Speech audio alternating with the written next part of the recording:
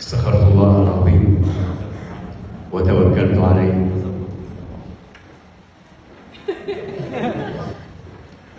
وزوجتك موكلتي وكريمتي وآمنتي في هذا العقد، ابنتي.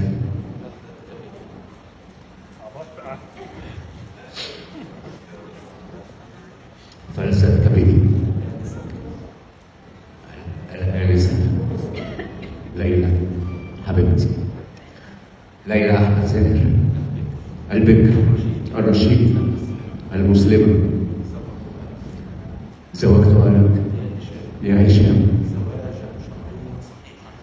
زواجا شرعيا صحيحا على كتاب الله وسنة رسوله صلى الله عليه وسلم، وعلى الصداقة المسمى بيننا، عاجله وآجله، وأمام الشهود وجميع الحضور، والله تعالى خير شاهد.